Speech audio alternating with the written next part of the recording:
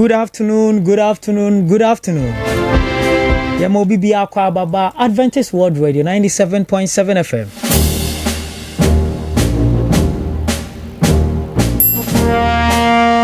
Mmabunu Akakye dwumadie na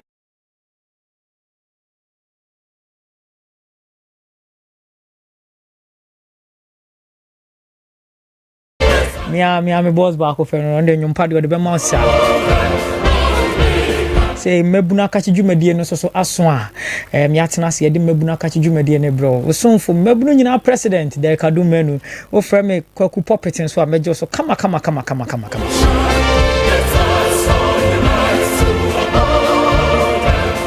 Ebenada bia asane ye ne yetena se free no me sampa mu konkosi no mu mpa mu ye ne wotena se ne adwendwene Mmabunu no ho ne ahwe kwan ye befo so a ye betimi aboa ma Mmabunu no so no momo dwumadie no Adventist World Radio 97.7 FM enti enyi wa fidie ni mfiri ase enyi wa fidie ni mfiri no me sampa mu ya na mentena nkosi no mu mpa mu ye bebo adwuma kama na fia ha se no nye izu bibia ye pad na minim ne minkrofo no makodidi ha se obia ho mfa no but ahoden ho ye bebo adwuma kama ye bebo adwuma kama ye pasisi ye ba ya na ye de campus spotlight no e de bro ye free ho no ma na ye se ye de adwuma de ne de ahyehye so kama se ne amusipe na ye pasisi ye dan ye ho pasisi ye basisi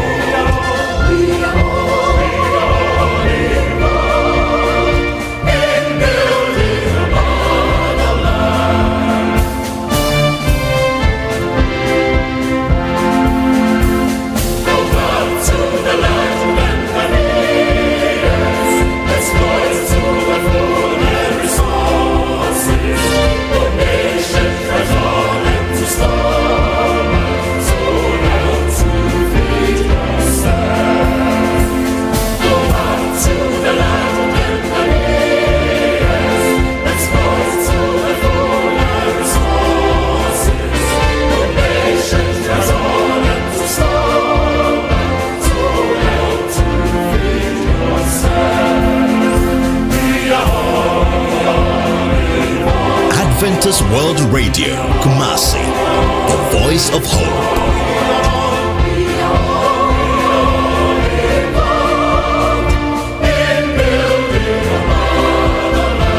We are building our motherland. Nadia, boni nyina to. And then Monte Kelvin and Kelvin home fan baby okwa obi anso so be ka be man be wishing the speedy recovery. And then so baby obi anso be wishing the speedy recovery so home fan. But you had ye near has be boduma kama. Enti ya bibia ya bia kwan mu de yenko.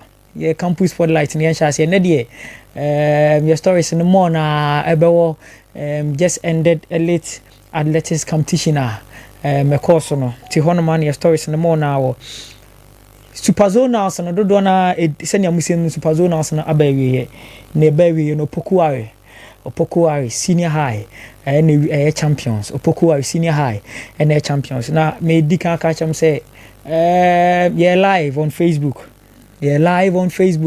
25491 is also Facebook and Wabo AWR 97.7 live to Michelle like share no comment on your videos near page no na say bibia kama okay Yenwem Street. Send me kind Opokuare and they champions of the elect Minta athletics competition. Elite athletics competition course no super zonals no. Na ye winners of the super zonal no region the super zonal since 1963. Ye yakofa winners ni nyina de aba. So ahontino e free 1963 ye ba besi 2025 and I say TI mass no Oma timi agege bebre na prempenso so agege ya na opoku an so etimi rewre ma na free 63 eba ne de 1963 prempe college na je 64 de mwina no eniho prempe ejeto aso from 65 to 69 prempe energy ti prempe je 63 no beji 65 1966 67 68 69 and opoku an so bejeto aso 4 from 70 to 73 poku arbeje ya budget was 4 and 74 to 76 prempesa aba back there bi yes aba beje ya dia no beje na kama na 1977 na tia mass in suwem kama 78 na is a prempesa aba back beje na dia na is a prempe de no hu ni say ade na wono ha na free 79 ekono 79 80 81 82 83 84 tia mass e kire se omo so omo bohom modern papa tia mass in suwem and 1985 so tech senior high I think tech senior high so yes e be we mo hono beje ya 1986 Prempe College 1987 Prempe College abe we na from 1988 to 1991 and so tia mass ejeto aso mako 4 tia ma ejeto aso mako 4 na 1992 okes be rem ha nice ye hwehwema nice ye free 63 ba be 92 nice apart from Prempe was ne tia mass no two schools for netimi rem and one taxi near high new case now the mirror from one ma na hwe 1993 kuska ura from one kakra mamia ha okay nice ura mo no from 93 so almost so abegia from 1993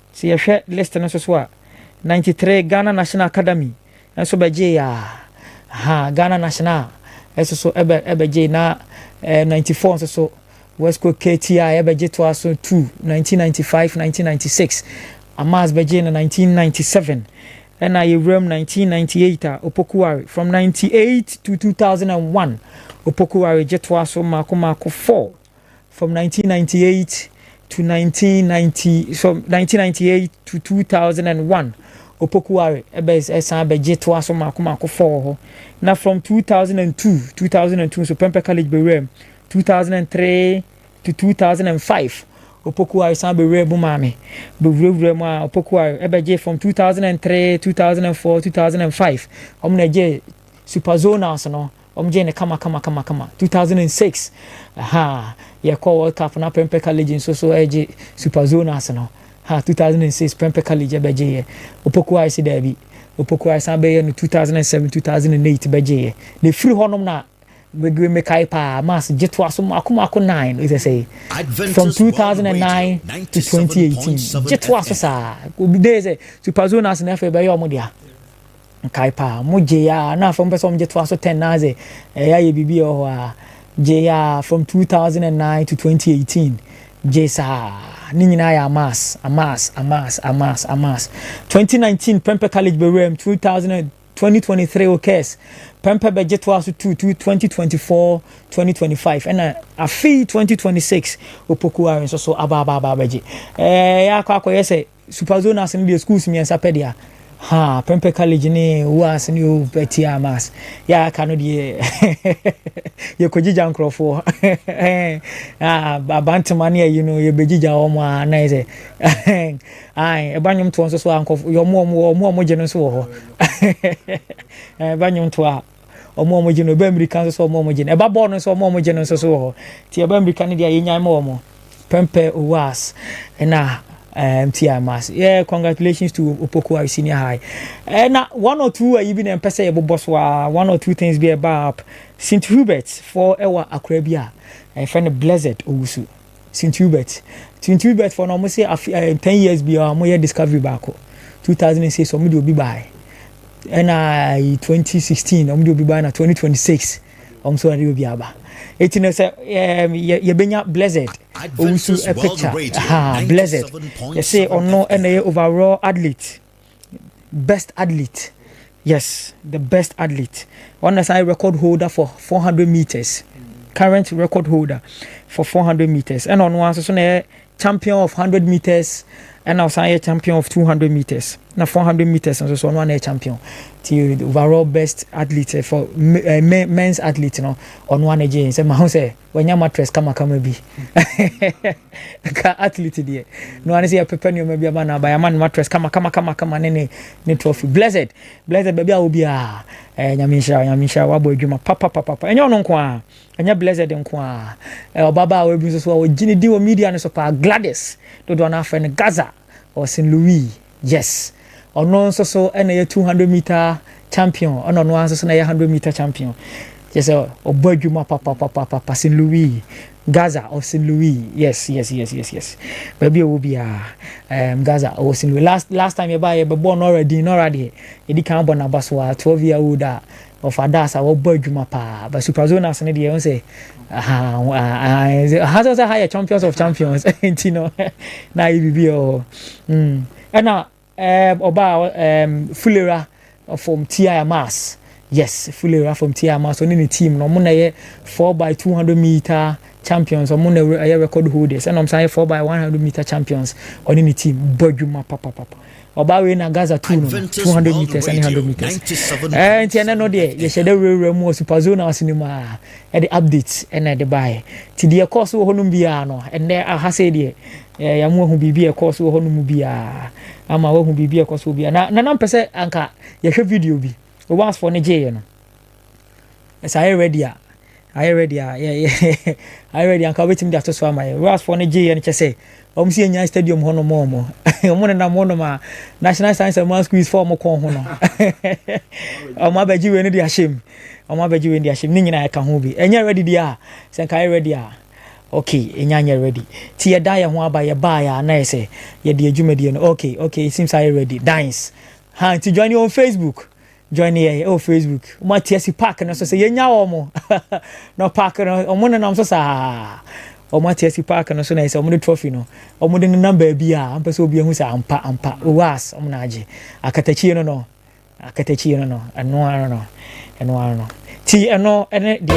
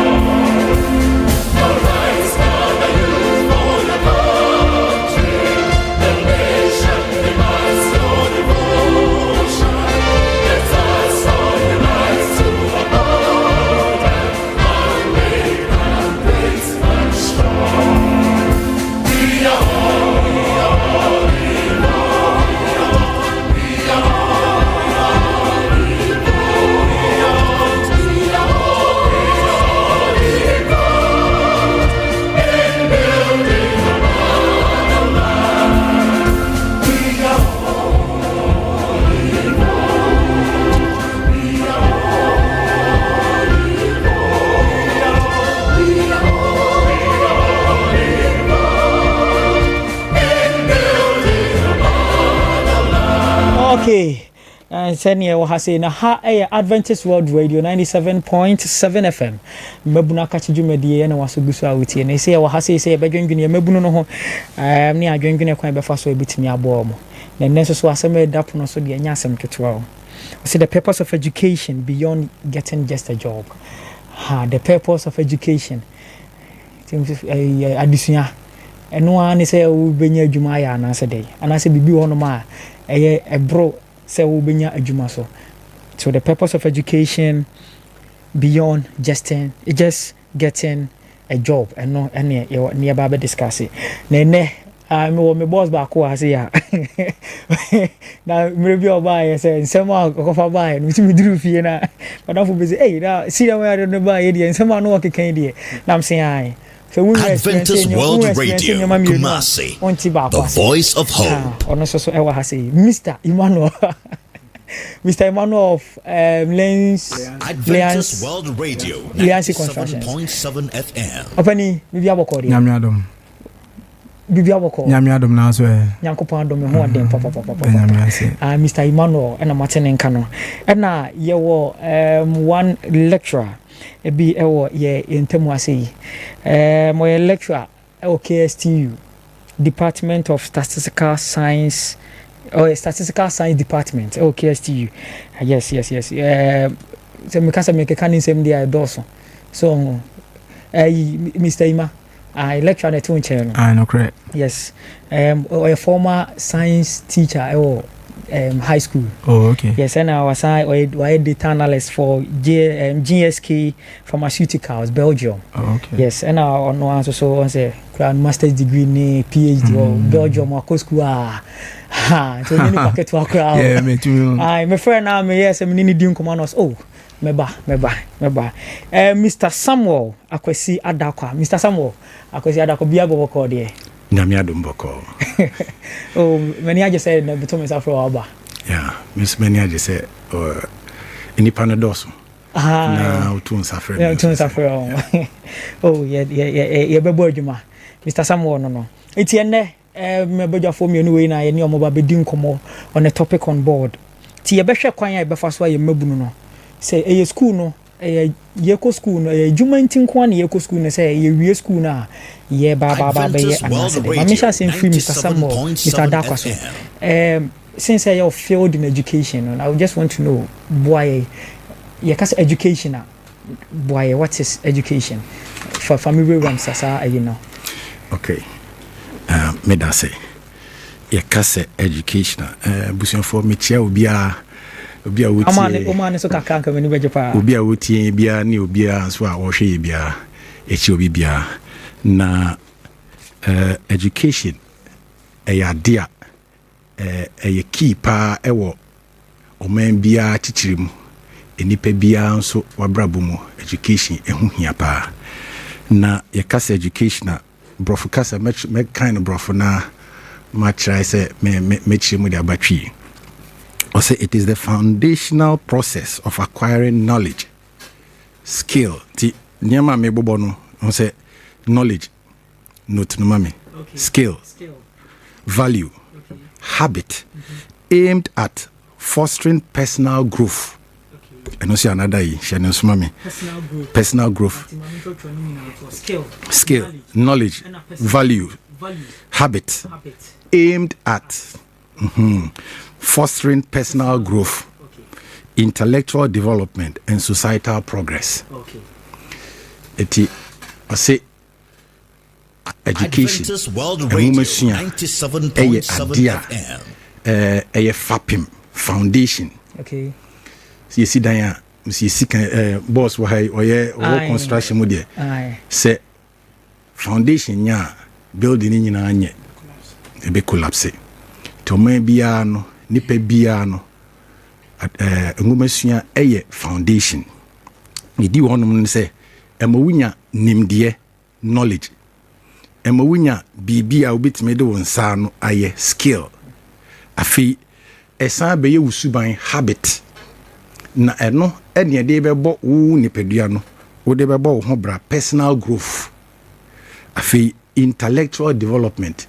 So wankasa no de wanim de no ebua na wankasa wadwene when you control, I mean self-discipline and then self-development woman and sana ya extended your co your mania you woman society you woman no yet me this a woman suano e dia kwakobwa in totality no education no it no say me lecturer here answer na nipa bia emfiri suapon mu mpie no na wo se nipa no waye a whole human being. Yes you know your friend holistic development. Okay, holistic on say akwanfo esumu no we believe in holistic development. Okay, say nipa yo hon mi see no ye akwa binom na akeka bu mu ne abi ni pedua bako enti yen chichi mu no we believe that we develop the mind, we develop the body, we develop our character, and we develop spiritually. Okay. And these are the thematic areas for holistic development, holistic training, and no. Okay.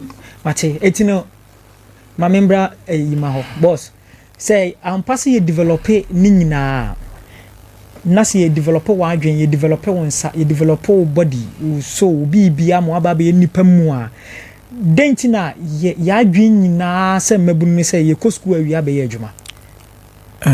We the medal was na matchia with TF1. Mpese me take this opportunity na me echia me mame. Okay. Endra no free UK bedru ye nti I think he's in Ghana and she's in Ghana until obeti a program no.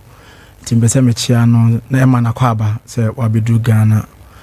And ano pay me free na me na discuss topic here can. In fact Africa per se ya adwen nyina ye topic yi say me go school no manya adwuma na maye, which I have a different opinion to that. Okay, your personal. Yes, okay. Because growing up no I've learned to understand say adisua usua de boa ho as an individual. That's the first thing. And yes say ye kosua is good say ube kwa kosua de no anya adwuma ye ade papa nemum ne papa pa ne say ade a usua ye no one kasa impact ben na enya wo so a ubetumi in your community or society no ebetumi aboa afoforo ewo ho eti na se wa hwa ye ko school ko program bi na ye wie school no ni enya program no a related work to that na ye tifie yes ye nya adwumanye which is very wrong. Me menti ase ne say said the lecturer wa hey once wa ka book mu de yes so ye wo street ni so nti ye ka street so de. You understand? Okay, yeah. Maybe and say you go school to build ourselves to be able to fit into the society that we find ourselves in. Okay. That is the main reason to you go school. Fit and into your education. Yeah, education. Me who say education near school there. School yeah. So now me try one there. But education and kasan there were 3 forms. Okay. Formal, informal, and non-formal. Okay. Formal near structured in your school near clear no. The informal no so yeah dear probably say spontaneous you find experiential learning. Okay. Experiential learning the one kasa who free awusu mu papa wo papa ye o mama ye and awusu no informal and then the non-formal near can I say organized training bia mu ye in service training on how to use AI in your work. Okay. Non-formal even though you are formal on say work school now it means another formal education but that one is non-formal. The informal formal and can I say non-formal so there they make kind of say said there once I'm say lecturer there obey book mu there it yes you street in so there you know we have to be able to make the youth understand say any form of this educational lecture is to equip yourself as an individual. Okay. For instance, abrocha me we hardly say obi hu say broni no akofo obi no penti ni fie. Broni na ne ka say na obi na eye. But you say e ho na also go school. Hardly because o go school a say bibi ono atumi tina se no waye den, wa search no waye den, no waye. Ghana you change oil kra na, this o two car call what do you call it? Mechanic na wako change but abroche so ntesa broni no no ane be den obe so the point is yenko school simply because ana yenkosua adwuma bi simply because ye pese ye de ye nya sika free.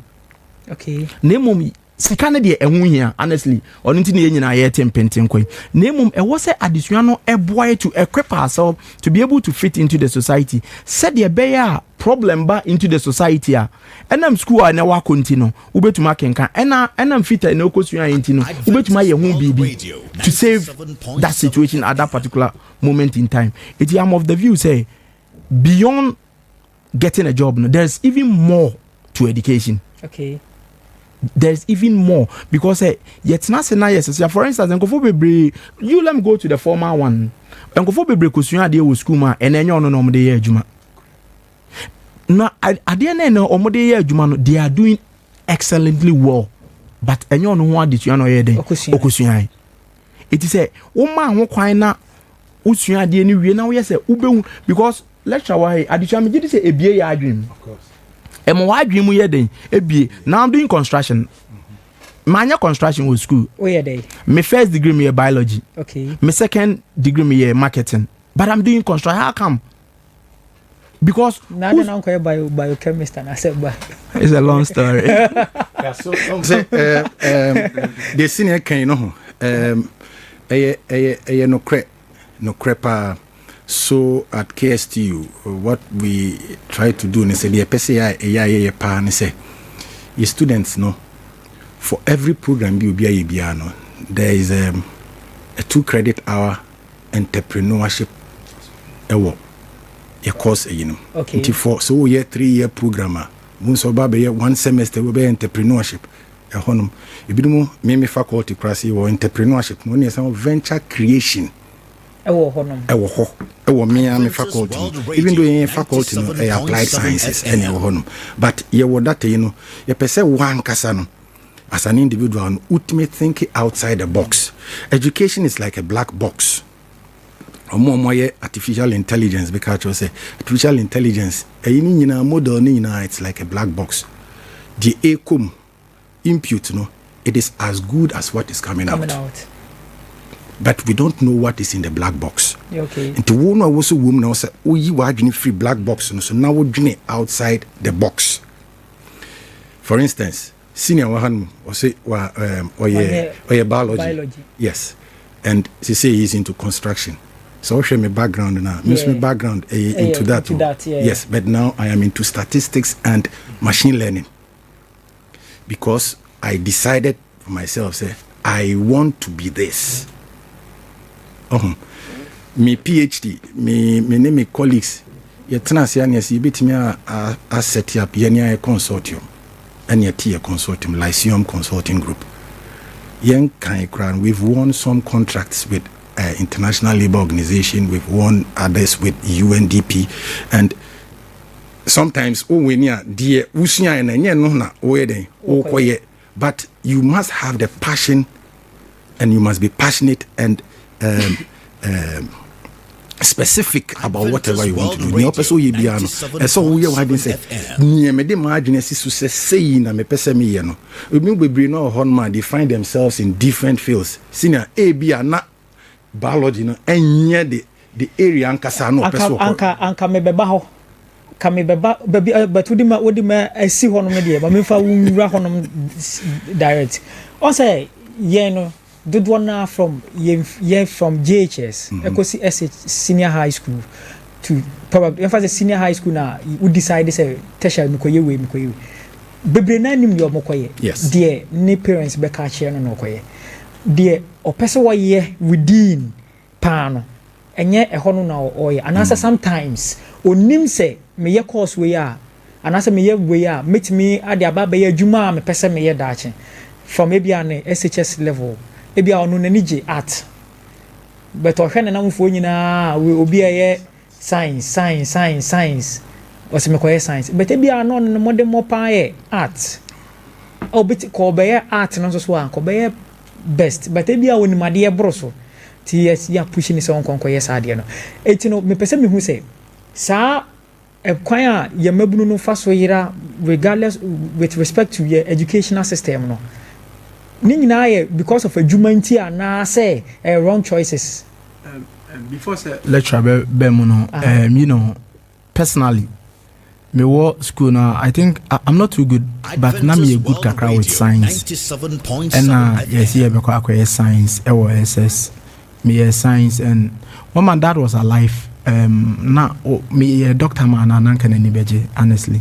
Okay. So I quite remember me call school, me be attachment for Kumasi South Hospital, and na me share lab coat ni ade nkofo friend papa ka che no me hu se na nani age said that him be owie obetuma to aso abe doctor. Fast forward, he died and I'm like, that's not what I wanted to do, to be fair, because na me biology. No, my mom is listening now. Na me na my be doctor because my father was, but honestly within me no na nya ade a me pese me it me nyini wie university me start adwuma, then I realized I was born a marketer. Why don't I learn so much about marketing, invest time in marketing, and start doing marketing? Because I want them who say, "Adea, me to my year pan." I want to. It's Mmabunu be brave or I don't think say your proper orientation when we are going to secondary school and the university. We don't have it because to me, Mmabunu no do be able to my ye pana ye coachy or ma.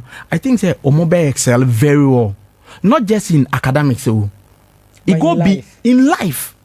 Because personally, my mate I'm in the school and our pama there, you know, university. Now, how do you be pama to one day? There be a castle say, I did permit the Osha Sientema by Nanka Oko. You cut this. What I want to say in a sense, you say to me identify and crano or more potential right from the beginning. If you have a good orientation for them during their school days, JHS or more called SS, you to me engaging crania. Na obi because the misconception has been say ye ko school abe pay abe adwuma pesika etu awofo bi wo hokra ofere say ne ba be kwa akoye brecha ni because a brecha there unko school be brecha, you know brecha omom ye breaks mason hey so no woman into no no ka wo dey come no wa you get my point, but e bia akra no so obeye brecha ni a ono na be boa na dache na sitinem ba wo for we kwasi menu ba koye medicine there be me ma me bank koye brecha, but we should ya wo for no ntiase say nyina say ye be ya wo for, you know, we should understand say akra no there be boa na life no ono ne ade was here man, not just getting a job because your uncle for be adwuma o mo ye no omo kwa adwuma so mani nje o no musu omusu gu o mo yem, but because you are calling into that you know only any other option, it's high time ye be man Mmabunu na tia say ubeye adwuma there, but there's more to life than just getting a job. Yeah. I think what can't Niamano, I mean, the major chunk of the war margin pass pessimika. See, sometimes a yana senior kind, ye shenye, a way ubi aye. Of course, there are some societal pressures biwo. Na wo for so and even individual no ankasa kra na wo koye cause bi no societal pressure bi won so say ya te say bi no mo se wo ko nurse na e be post you say ya te ko teacher training na e be post you oni of friend woni mu it's a service enti say well hunu sa de no now fin say a salary nti na wo kodia you fail. It is a service. In a so narrow mind in nyina say okope na wenya akatua wenya adwuma. So the first one wenya adwuma e betua nika obeji certificate bi a obepa adwuma, he will be employed say na be obe survive. But the broader scope is not about these things that me kind. The broader scope, no, it is about life preparation. Okay. 2, service, character development, empowerment, and significance. Education pa no na yi pa no. Ti se woti asia etimi ma wotimi etimi wura ba bia sine wa hen. It is because of ne upbringing. I mean the basics now we know. Even in science now that is rather giving him that I don't need to be sitting idle because technological know-how. Yeah. and they embrace new ideas, fresh ideas. Nti nyese bia ya pam straight jacket yi ne dia show bi say brabesha atade no upo wumpo she, and that has been the bane of yenye country and many African countries. And some African countries like Rwanda, they are doing something totally different. Young for so se brabiwi, but u school munoan ni ashasiye ni wa yehu o trajectory na ni akase abranti ababa we obefit wa hano. And I think the national and no bina former Minister of Education, Dr. Osei Tutu, or try saying oye with STEM education. Exactly.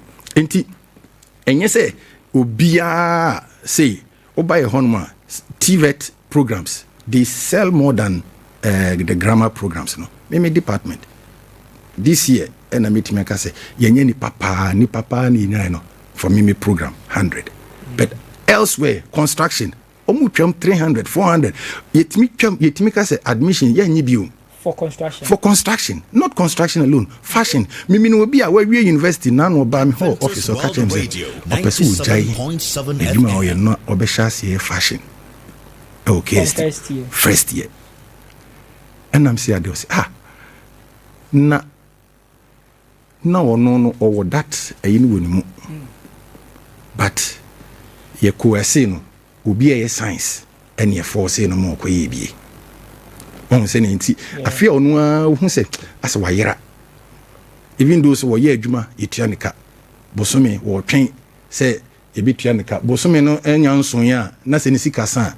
And no be bien hubium, but atadia miche ubi ne pamye. Yeah, been a pamye. But shesha de bia besesana ubi be pam. Enipa no pamye no or ye science unya aggregate 7 or ye fashion okay STU. Okay. Enka ubi or ye science unya aggregate 7. Obekwa medicine. Good. So it means the narrative have to change. And exactly. And even if it has to change, yima, my main found embra to say ye JHS near year one. When we say do time be some teachers a day in Sanujuma edumum class punishment. They make some men can say you also 1 year once you are there. Odi obakwa pama de egwa ko botreti e man kan fili say I say omo ye ne yo mo a sebi omo nimade yero hono ko school anu aba be doctor wa baba be say so right from infancy no lecturer so no teacher ni tie be gu no so right from infancy mo kire yen say ye ko school ni wi a adwuma ne ye baba there's nothing more to that. And I agree perfectly with what you are saying, honestly, because Yesusano, you mate no more muko KTI no. Na ye more. Honestly, that was the truth. My main story into me na me pe KTI. Un na person ko KTI un ni ntia. Once me ko school amekom. Do me hwa omo cadet no do one omo si march na. And I say omo march na omo ye so disciplined like na me fe. But na me nim omo ye. But omo be gina ye school na chi a. No more dress rehearsal to stadium. Charlie, hey, don't see match no. When you James, go for school more be day. But na minim your moyo. But na pesa me call but come with them. It won't say the okay, no. The narrative needs to change. I was here, sasa. I dream pa yenya about education, no. It ye tell lecturer wa hey. I was here di go omoso. Mona mo kire nkla na de. Se de okan no. Utu kwan a obi oye ensanu juma no. One, they can ye buno. 2, owo sika. 3, owo enimonyam echen obia oye te se Ghana oye doctor ana oye. Ba yeso no. Ye downplay obia opese oye den. Usua and San Juma. For instance, in the UK, if we are self-employed, every year, ubenya tax rate, ubenya skebia free abine every year. But we are regular worker, you don't get any of these. And there are so many incentives ube to me saying simply because we are in San Juma and we are Juma ma. So ye teachers no say eno mu tie a what omadaroma ye nyini ye na yate ase say ye colleagues ye ne omko university no ene bebla wi asa akosua fitting plumbing tiling. So we shouldn't make it look like say Accra was school na bia oya ade wo art worker minim say onim ahyenso GH currently or American embassy oye act. Okay. Men in the UK, they say waba, they say oko US, oko, but osona no yeah, you know, utia. I don't know if Ascenso is watching. Say utia in the life story ye bune abomfia. But enam say or no ejitum say okay, enya kra de metu maya no. And then no baby Ascenso be rano. You know, let me say this. Ken Charles Embra Akufo-Addo London on a draw.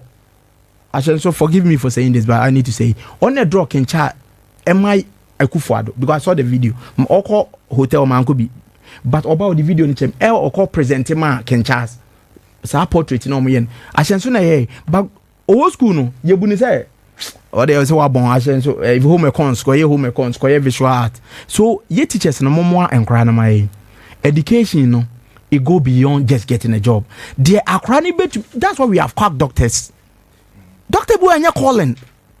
I said to send me the me say I said obi hwa oh yeah you understand. But say for instance when I'm marketing a product sometimes the name fabric be go me can me am na methods I have joy in doing this because me ye no enigye mu. Eti yaman kra no de akra no betumi aye no na ebe boa no na amana tumi affect wall into the society no ono na wo say ye boa kra no no mutumi ye den no mutumi ye Matimedase my member electoral. Okay, so Mr. Dakwa me we dey also here no mama. Unse mikasa no mikase there are some teachers I mean uni offering wonu. Okay. In the first place on sesenko work classroom hono. Ena isan adwuma nti no e de say nipa na akwa classroom hono. Enti ono ankasa no he's missed e won adwuma anko beyimu. Enti Bible no say senifreni edi enifreni kan ya obeden we na hwe ase amenem no mbehwe enti four bearers ni bebre no ahonoma teacher for no di kan eye no binum honoma oh uwi a ye be ma ye be post wadwuma e wo ho but ye mu bi wo honoma me ka me story about say ye am start adwuma wo Kumasi high school me national service on then mantra application letter me wo honoma na headmaster frame say no more nickname be the frame bio I mean like biology. So when you say bio and Quran say we are the pa mafawo control letter bra and no.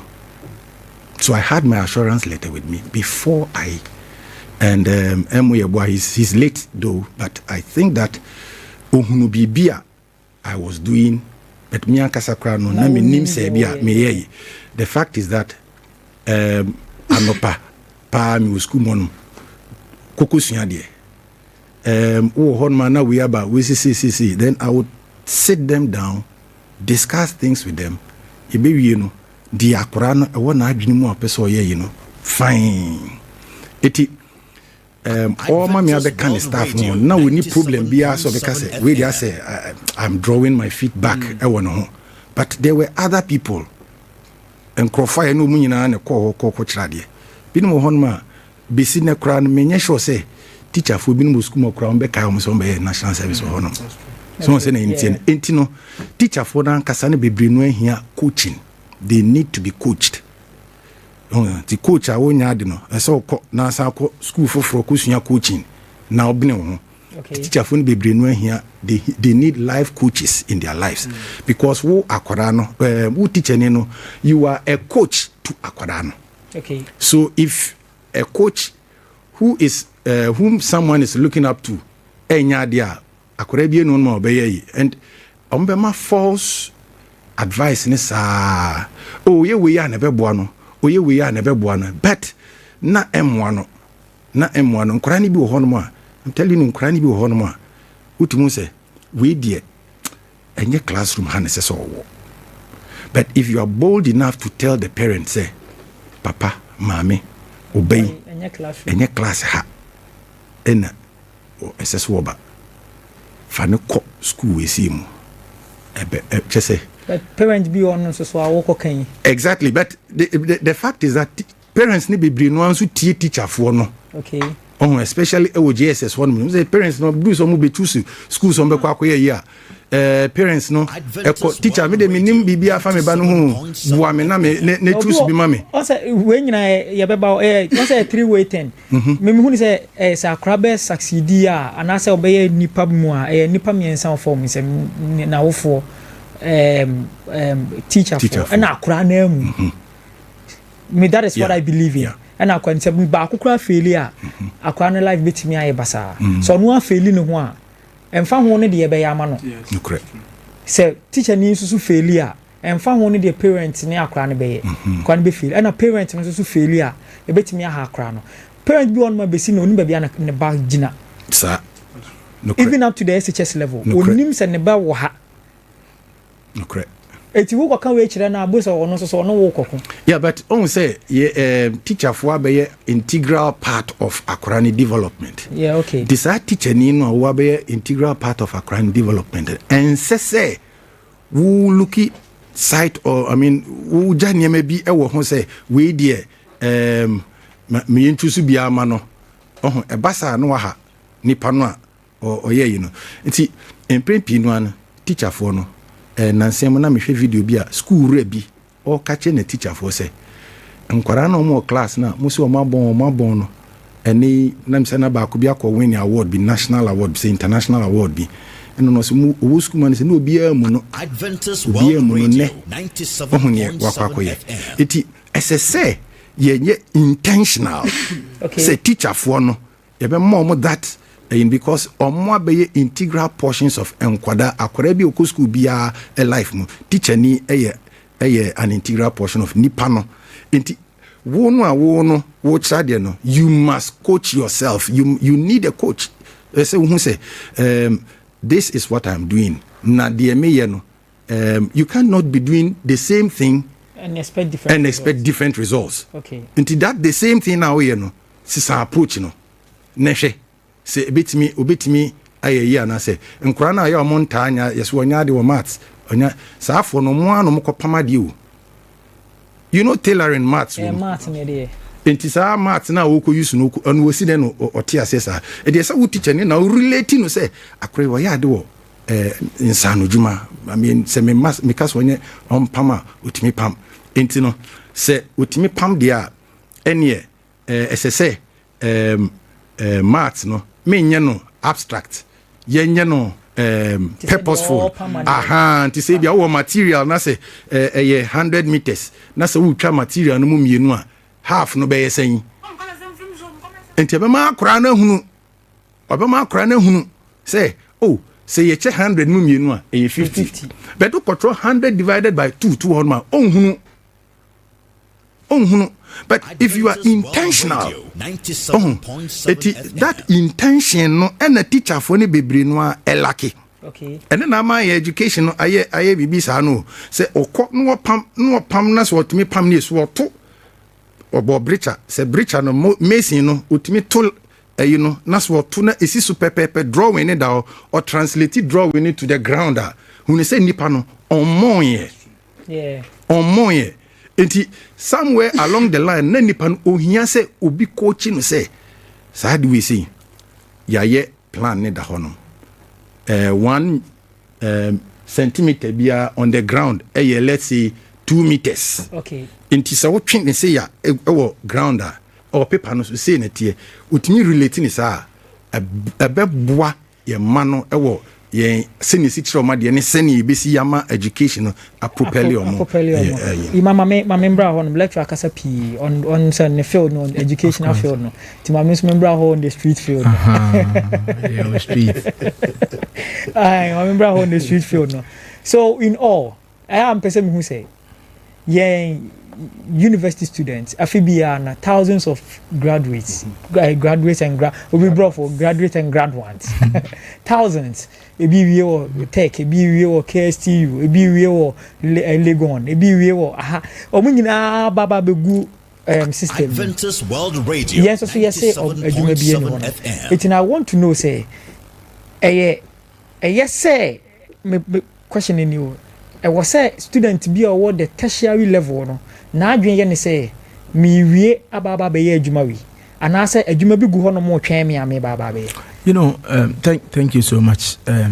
Once a topic here discussing is very sensitive. Okay. Very, very sensitive because a idea edi omanya ache. Lecture bobo near maybe so purpose of education, you know. Listen, ye pese etie 40 as ye say. Ye go school and na ye suya de edi aboa ya ankasa ye ade dik. If you don't realize this, you can never progress in life.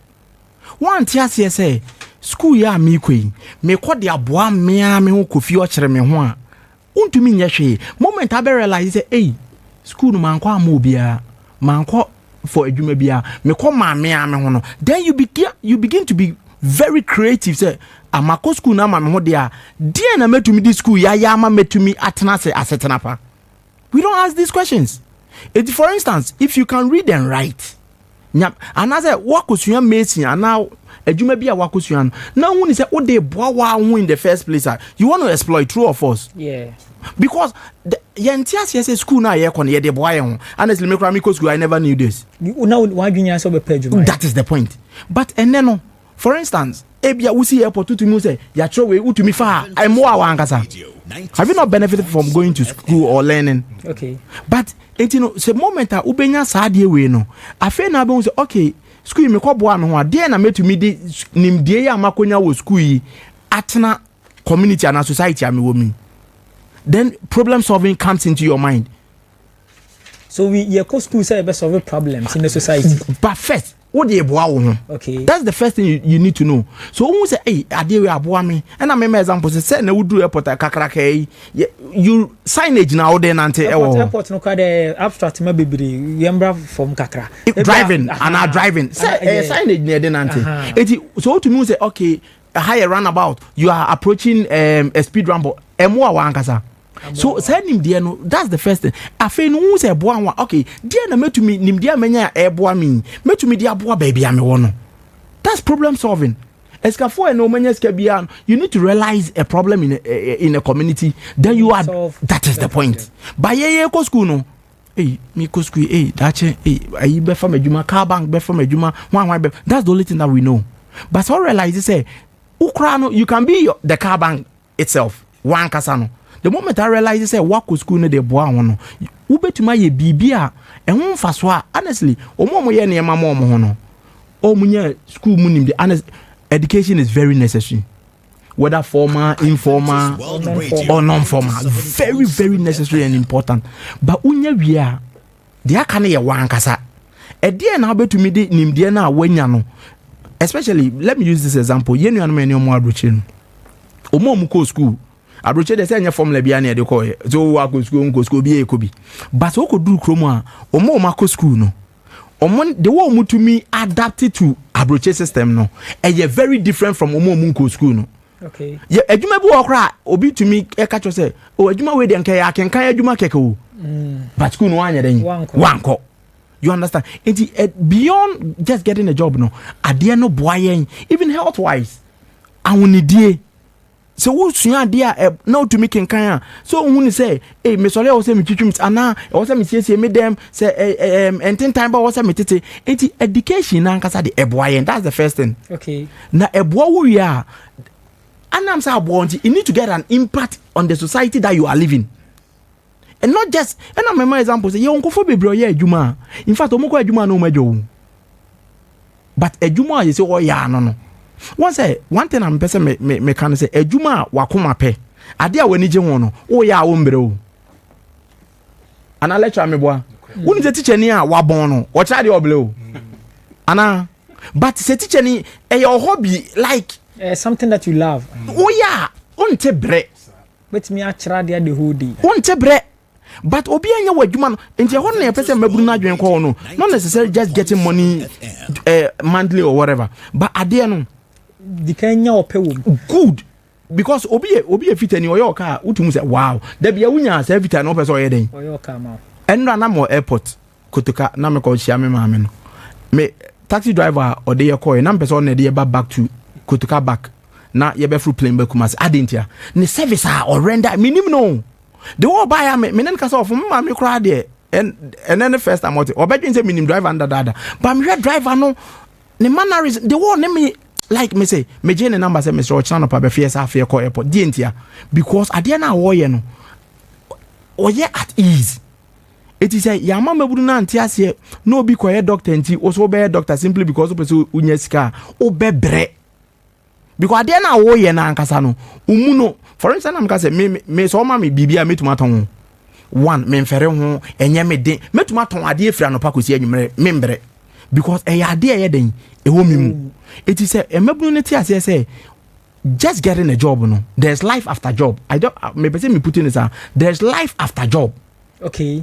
Said the bear will say a jumana oh ye no umfa and honestly doctor the SDSM lecture the SDSM kakre the be bebu waten no let's be frank the be bebu waten it adena wo ye na mememfima say a course bland the bia na that you account for it it yanma Mmabunu no enhu say ade we no betumi aye na ye mo munye e na awofo no.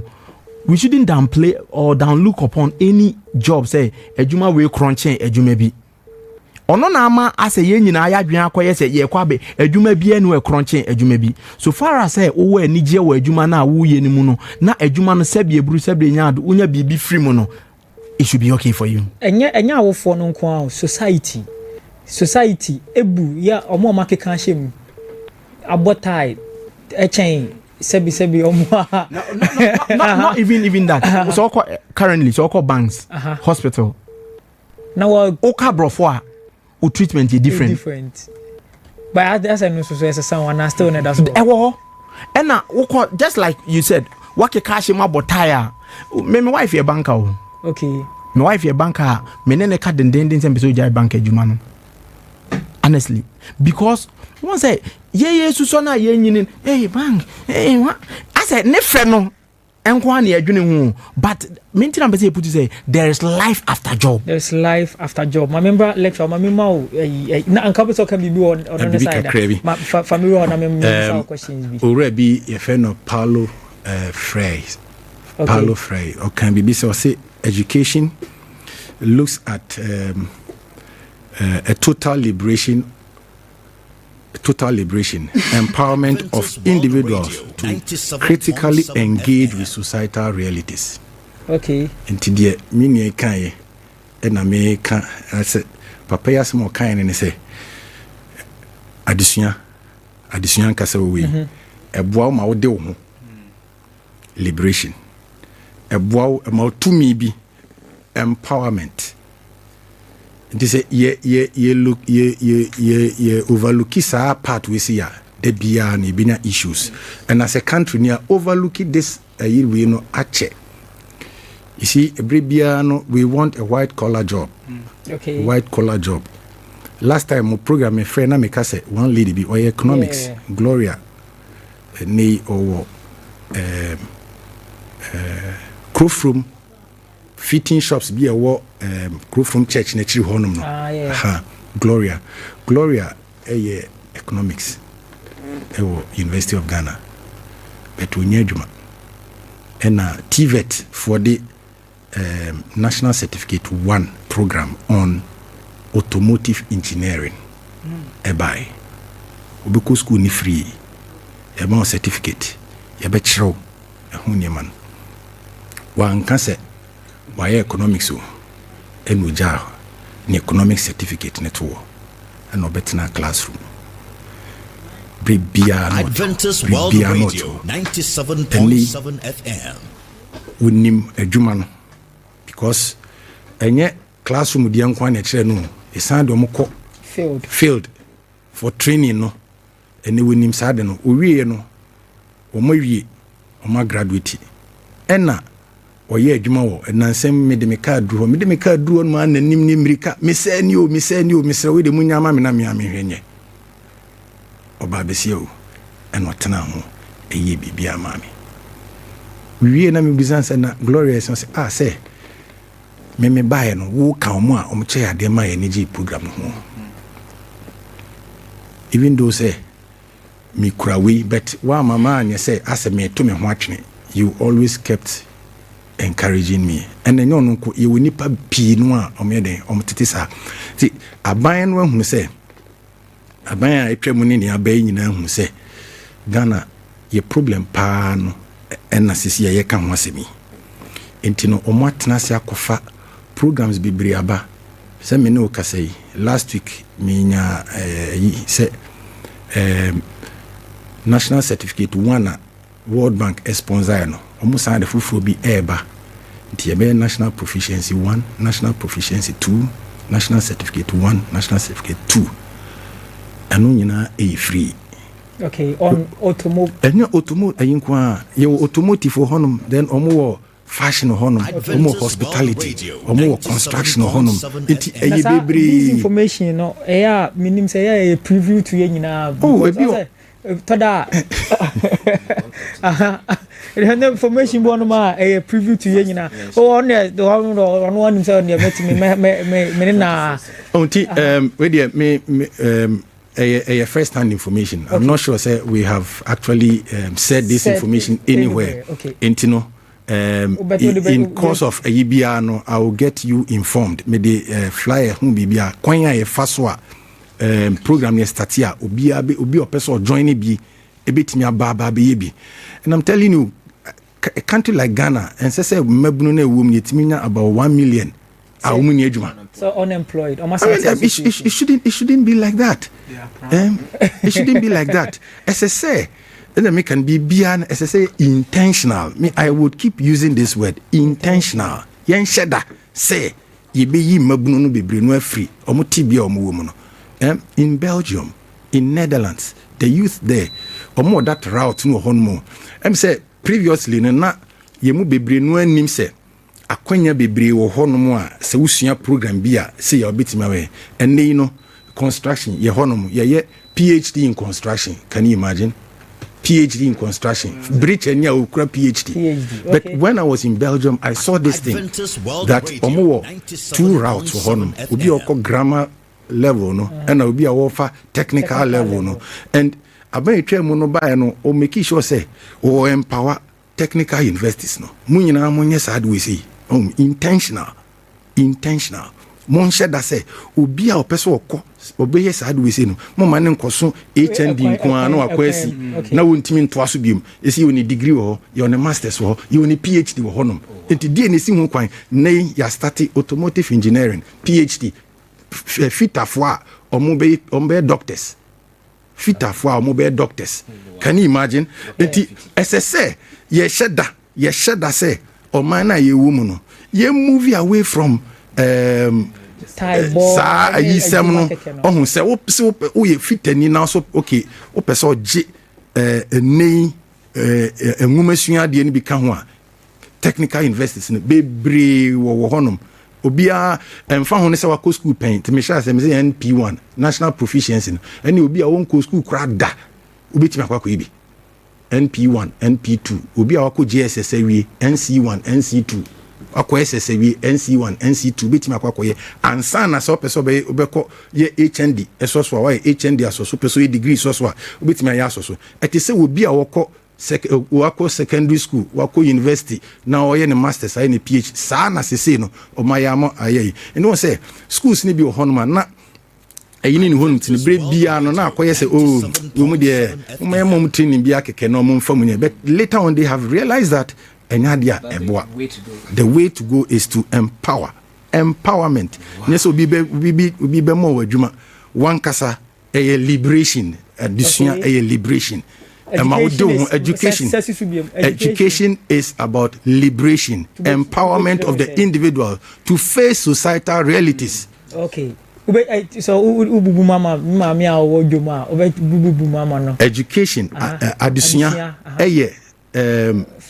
fahudie esan ema wudi mu ema omudie okay wobetimi ede aboa wankasa wo ho na wodi aboa oman a wo yeden utimu no ntienya adwuma nko debi adwuma de eno de ye beka say that is the least of it adwuma no ho say obi bini mo honma ma yi nyina say me nya adwuma ne atua meka look me baby a mekwa so ma crazy there okay but some years ago na me shade of Kumasi High School no hwe baby Kumasi High School genius na asori nso brema mako yeah de bia na me ko school mo ekokire omo be wie ade omo be wie school no ekokire omo ade be yes 6 good years mania ketuada 6 good years enti me sheda nti na say intentional you should do it on purpose enti nei no nkra na ebinum ye lawyers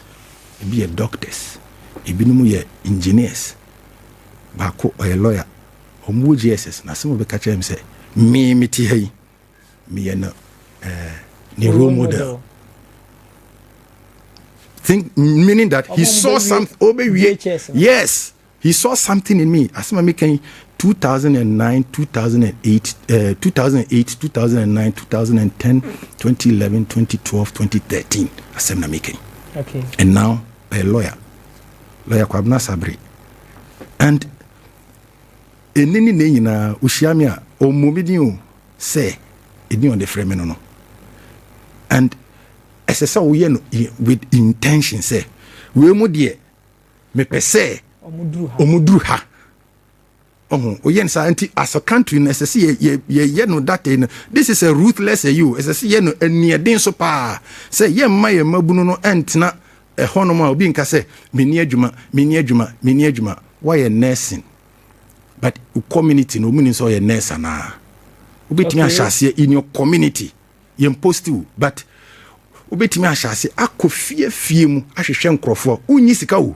but I'm telling you inshira wo msie nyina agitum say nyankopon wo hode a ene na den inshira nso ye den ewo na why in the mamefa onfa we aka na aka America you know once o child there high school 6 years one jacket you no so free high school eba macro eba JHS good one jacket you whichever way yeah the point is say if you don't love what you are doing you cannot succeed okay ya adwan kwaye say ye ko school na be ye adwumenti no you know it go be, that's why I'm saying there's life after a job there's life because once the oye though there will be challenge and I'm say at the end of oye no ne de we realizing the potential you know bra your friend brebi nye den ebinim it you know once I say one test had the na se na koye say had it been say me kwa teacher ni abeji ska do you think some go be there no sa kwan ontwa that is the point I'm trying to make say beyond job no me solo ontwa solo dey be obetwa no honestly beyond job no no ni how beyond just acquiring a job no there's more to it okay say there be a big boss so we it was a problem let's take it to be a challenge say enkra no when o ma nya o ma maybe anko man pass your mon sorry no I'm just saying it maybe. So it was a challenge. But now I'm saying odo de oye ninti no. Obo assess problem no be den obe ye friend. You know, oye proud man to say watch obi ade oye lawyer. But your Nicole teacher bi wo ha onye da because no o school say obetra de no agi nisika o wawie o. But what impact are you making in the society? Okay. Et you know, say antisa de na se na koye say me koye adwuma magia ketua daseta. Debiano ye betim baby team yenkoye nimda matemedase mame Mr. Dakwa question we dey na me say me purposefully o onkra bebre e wo ase from KSTU omo dodo na almost 90% e wo school mo nim sisi o madwen ni so mo bewi abeya adwuma p abro 90 no kra p so what are we doing we know mo doing to change that thing from because say you won't grab if I say we are about mo bro thousands Oh no, I'm the thousands. This year, your first year, you over 12,000. 12,000. So first year is near 12,000. You ever say 50,000. And then do the you know 50,000, but we are around 30,000. So 30,000. 35,000. So 30,000 students. They move 29,000. James say move be a juma. It's a problem. Yes. Like omo adwin and say ye juma ya. So what are we doing there? Momo honum as a case study to other schools. See be use a narrative in a few of all right. Also me earlier on me can be say your programs no your incorporate entrepreneurship. Whichever program we biano e ma wo hunu say one kasa kran you can create a venture out of whatever you are doing. Eti my students need to honma. Me no my psyche be no. Okay, so I teach them data analysis and then the likes. Yenim nipa be bro mo wi school mo universities mo omo your thesis omo project work a omo nyu bia mo on analyze omo work mo. But I have trained many of my students say so be the challenge we see brewa a venture creation mode. Okay. You can do this as a source of livelihood because me wo akra me who say nipa bi no hon ma no ma send a message. I do data analysis. If you have this bitu bibi kakra bi but bibi kakra bi no kan enye kakra bi, it is money. Okay. E patroti ni me che afi bi no so hon ma e kire mo ye wo artificial intelligence. Say how do you navigate your way out this time, because in the world na ye hu no, it is beyond A, B, C, D, 1, 2, 3, you know. No. So you must face the future with the heads on. Otherwise, apart from these, what can I say, programs,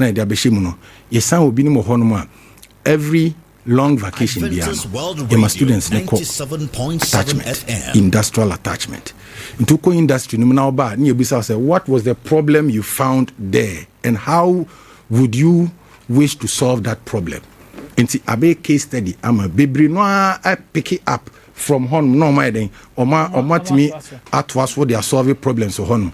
And education it is merely one kasa who develop o sambuama society wo hunu problem bo society no solve problem na momo e binimo honoma or statistics, but maybe one way or the other or call field be a let's say or call company bimo company no call no say company no muni setting a year multimedia check it stock cramp or company no, because I know one boy me on also every na okon industrial attachment no, he noticed that omom ye adwuma wo honum no ewia papa no into catch papa ne say obetimi aye app e de amano na app na obeye no on betiki stock today bia no niema o maton ne o manya sika o manya no obe impute ni nyina o system no so gradually the man noticed that as a afede sene na we yasa no eswati enti wini baby boy no we school no ye yese nko me teaching assistant won mo say papa no o say memra metwa ne na me ye no so emma no enti say no o koye adwuma ma no age sika o hon mo but ono ankasa asa empower no ho say metimi aye app a ne se o kase waye app no papa no betimi a recommend ne namfo no mo nso wo sa challenge ni bi bedu betimi aboa wo wo sa de we see mo be obeye bi yama na wa set up bibia ma o setima wa no an no na you move on ye honon your programs in the eyebebre. So once now I wanted to know say once we know there you count on the face value, but in reality omo so na ewo fie no, so ye bachelor no entrepreneurship bibia but nipa no ba still na no adwen no kira ne say ma mintina fie na main tra application ko pay ana imadame kan me no ya adwen 100%. I say you could tertiary schools now I say universal knowledge, broad knowledge, also we need all kinds of knowledge. It's in our school morning, you get to meet friends, you get to meet people. I thought that Kwana, Obuanwa, Ebesine, on Shedan Yajmo, or a middleman. Now for being a year, you may be. I don't know why a middleman, but a famano. That is how you meet people. People will connect you to people. But still now, we are just a file letter for brown envelope. You know, lecturer kind. I think they are doing very well. Information be made for the first time. Yes. Honestly, myself, yeah. But I'll propose say the education should go down well with people, not say multi school mononquana because and some mate and then emudo yema Mmabunu enya and let's say this the obey the on yes when ye mpacho what them it, you know, I think say also more bar out more no more educated because our for no enya tete say even say construction kra me ban ya da che bebo na akra na ni je ho na onsi ni kwan bio. Honestly ye nyina ye yesusu no wo ko ka che o ma me ko construction o ma school no ma nko bio and e ko di medicine for achi na ye but now you see there's a new face. Yeah, the school what you say I beboa na no kra no also say example na me site you say obi we your adwuma na o ka say me PhD my construction PhD no obi so yeah what the work no kra na so what it adds value to adwuma na that's true. Yeah, that's true. That is what I tell people. Me students I make they catch them say baby I will be make sure say you climb to the apex. Yes, say even kra na say me catch them say me can no correct them say the reality of life is yen nyina yen timi nkoye doctor ebi me kwa ton to su but we make sure say we beton kra na wo no kokokraba yes kokra kokwa so kofa box ne ba na nkofo me tumfri etin baby apeso do bia make sure say we be climb to the apex. That is what I tell them.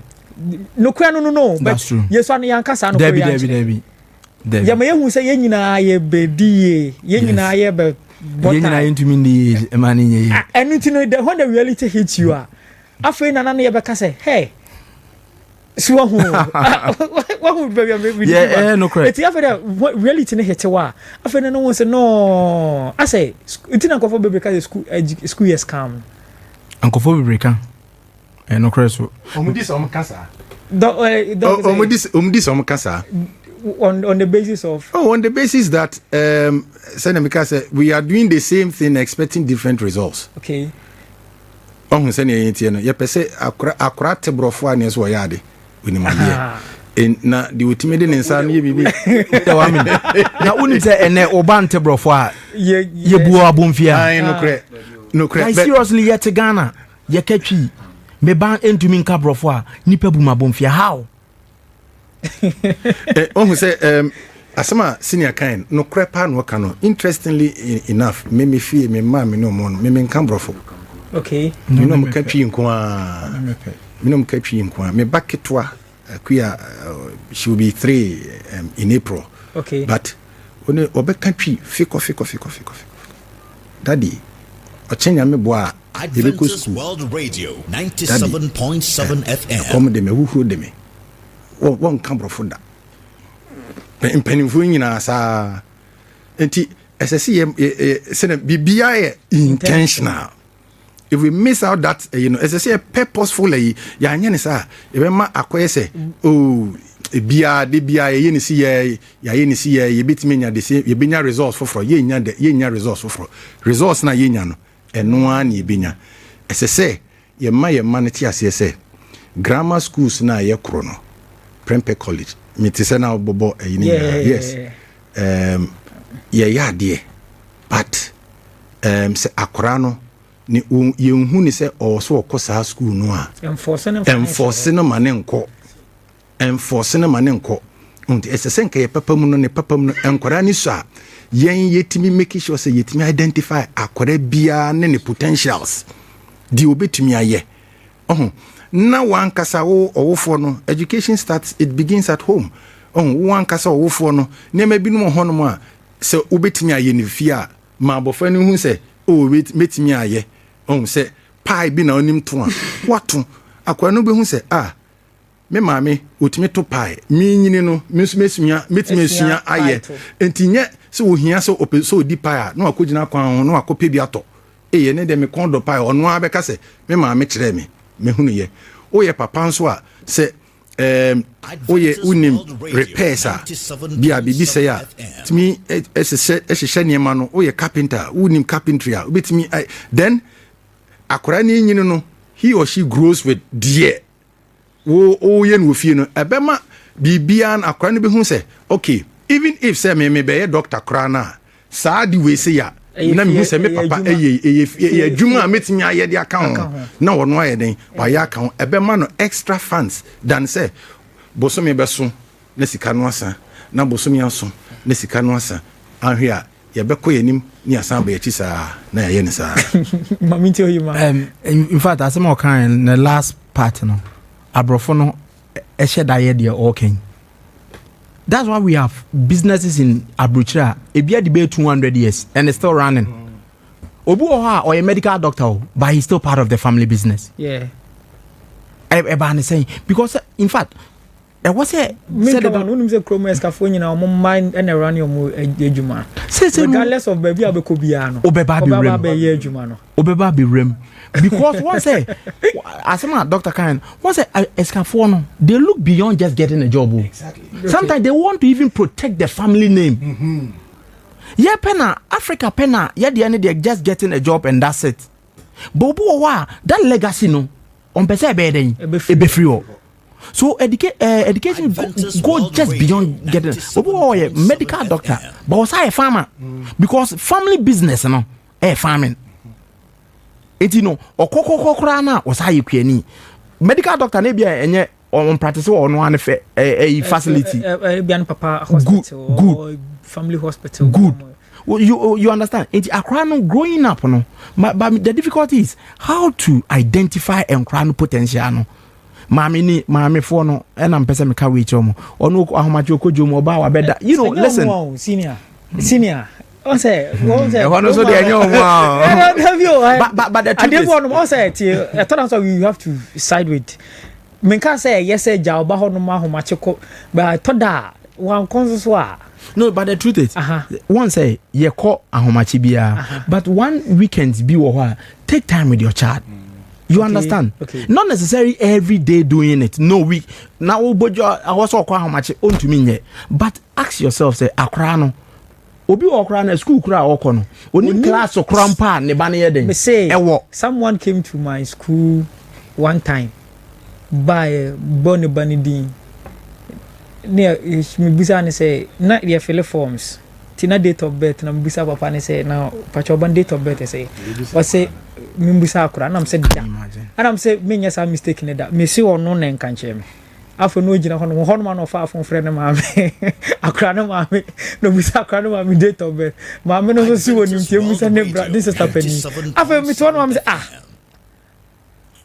omunim de akoso nti akra we no unim de da che kra no obeba beye because so no need ti pimpim na wankonya teacher ni said the doctor lecturer kind no wankonya teacher ni papa so now you know honestly it's funny but you do time you choose school now some of the questions that our parents ask our teachers and I find am be here dey no ko ebeboa can you imagine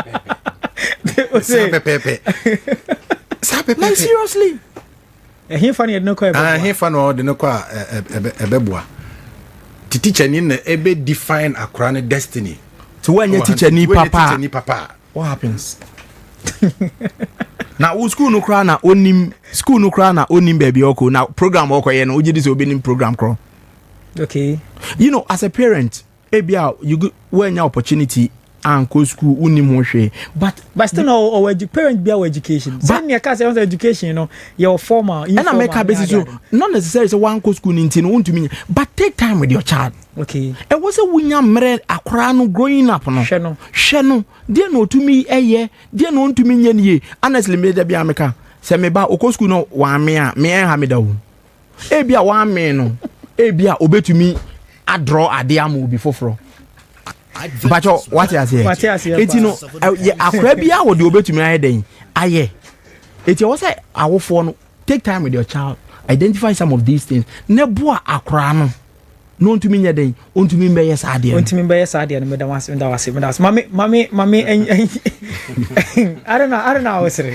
I don't know miss Makaba yeah ida bibi aboko de bro nya me adom baby I free bounce boko I said you me home now the pressure na no dey mami ma home kakra mami like mami misa Mr. Adakwa mami mbisa as a parent so right now no use woman no esusa yeah as a parent a football by now would be ma or other parents on your mofra no pese me I so imano so also a parent me ba hono ma ba baje and so also view on that mami embisa so as a parent what because me no and I'm kan me sister obi bia o wiase bia no bedi ya is nyame de me say nyame wo ho but I'm talking about yen setting no e nipa me san ne play role akra na brabum a parent no akra na mu ena teacher ni a obefa akra ni sem so teacher ni say adisua teacher o say ensanu djuma teacher o say bibia omu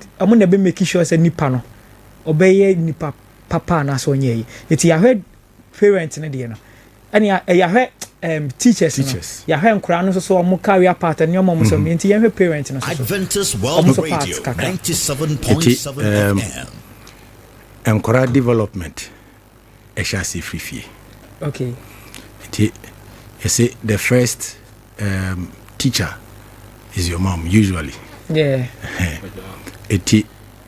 as a parent so we know ba and no ma e wo honoma don't assume enwene emma nkwada no okay menwene mo nkwada no omo so wo adwene do mutrim dusa akora bi wo honoma unse usanyina no otimi de nsa eye bibi but as a why propose ewo wadwene mu say we die obey doctor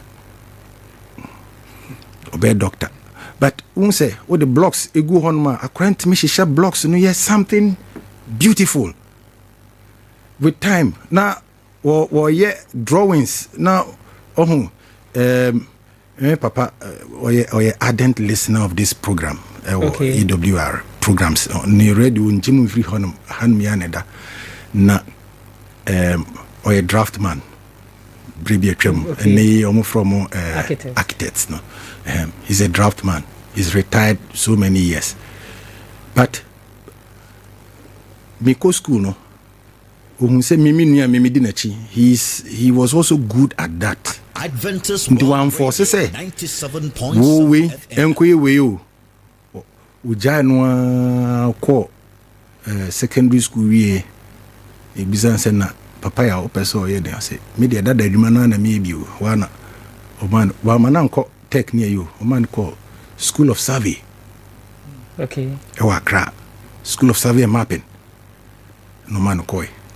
The whole yin say yen yesusano dear me papa yin an say near opesa or show near wo yen with no then and they define who you would be in the future into your mano adia enya dear man in common and then you can straighten him or her bit me at no but dear Osha adia wo ye eye and oye bia nso a omre e wo ho no waye oye bia wo mre e wo ho no waye e basa jai abofane kire say this is what I am into jai no na wonye men define akoda no future emma no to dia no say you will guide and guard him or her okay obebbo no ho ban na what net no say mpanimvo say ebro udi tujaso na wan kusan wan dane no a ehye nti akoda no enyini no who identify say akoda yi what say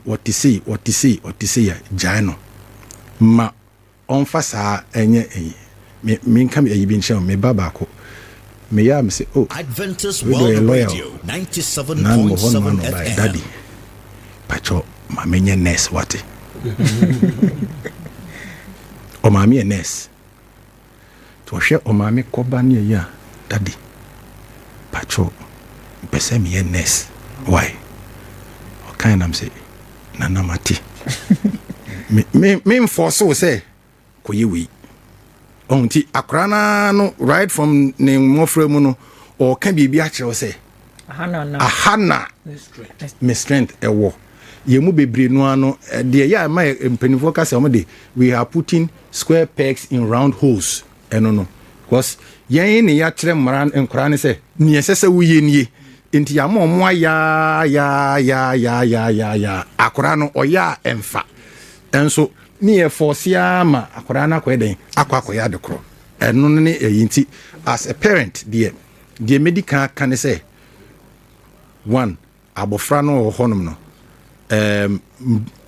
uhu se de obetima no ma jano mo wonye force no mo nko e bebi fufuro afi ye kan nyina no agidifo de ye bedi atum se nyankopon so e define yen se ne sitie enti akora ne yesa no na wo san kyerɛkyerɛ no die trosem ne den eka nyame kwan so de on say ye wo mpanimfo bebre a even though say oma ko school akwa animu but omu behavior enye mpanimfo bi ho no they are corrupt mpanimfo bi ho no apart from corruption no omu niema binom a social vices bi eden ewo mo ho but say yet me treacherem wo fa no ewo Kristo mu.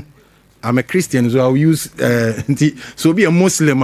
Na so bet me titine ba no ewo Muslimi mu na onipa na ba be the right person or man ye nyina o man na ye chichiru ene ye nhwe se e bia definitely abroche kwa na bi mu akatua so che ebinom sanete nti ya hai ebinom akatua be so ache ebinom but esese ye nya a crop of people, a crop of youth wo mono you cannot buy them, you cannot sell them for anything. They would always stand for the truth, even if heaven falls. Ate medase ye be announce your lines and obetimi afra ba dwumadi so 0203 5277 77 0203 5277 77 and 0203 5400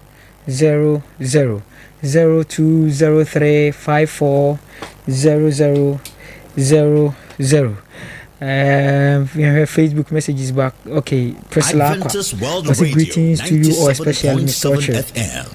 I'm really enjoying the program. Priscilla, yes, yeah, that's it.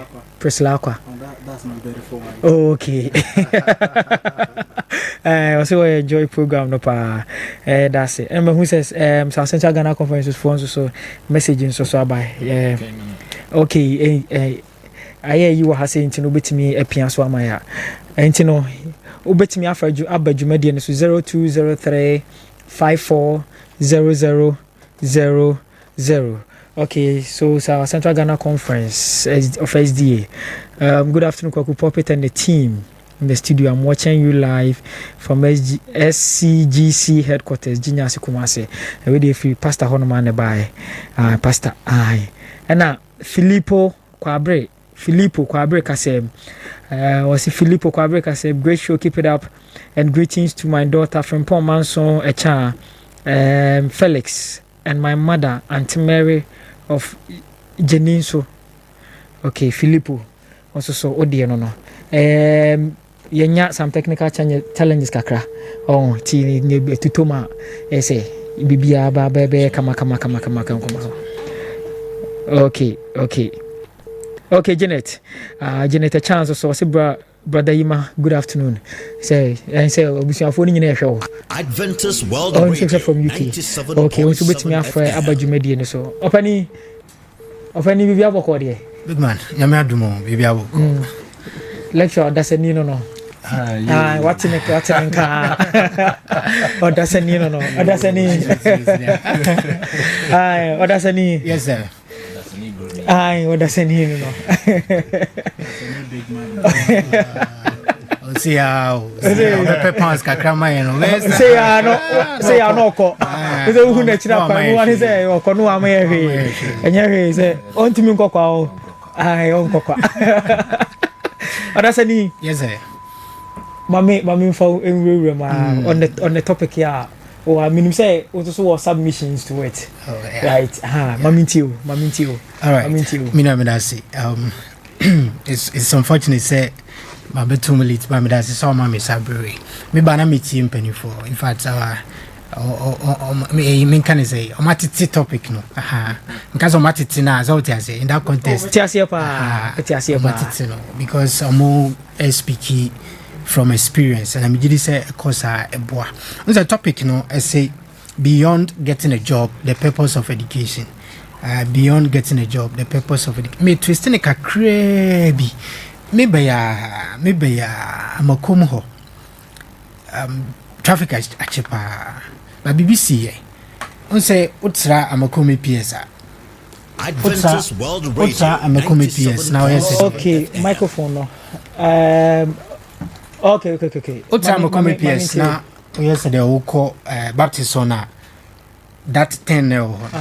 Mimi drew her, me who say a higher, the aya, or more mobile betimi ako. We got traffic meaning in ID.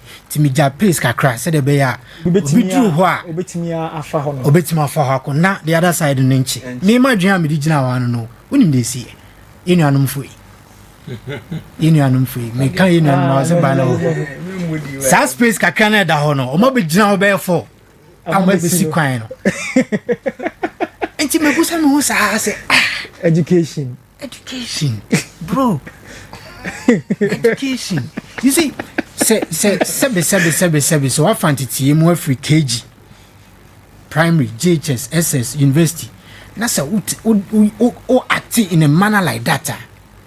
Me did say education a kaka crowd. Also even class say nipa crowd no hono na say what me card because no be our school pa na kasi. Yes, because we expect bibia seven penny from anymore. It didn't from one.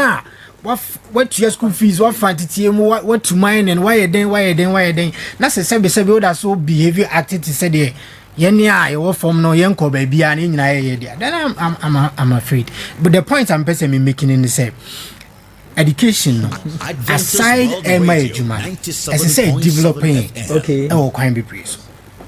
As I said, education to me, my nurtured in a manner, obia, who I was a yes indeed. We obia. What fancy team. By how name me say, you will be cry a school, seven yen maybe to say, dear. Young school. A joining in say, me co school, me my missing me co school, me may doctor said in our open eke, me may doctor, may we, into me, Conoma Bayas had a chrono.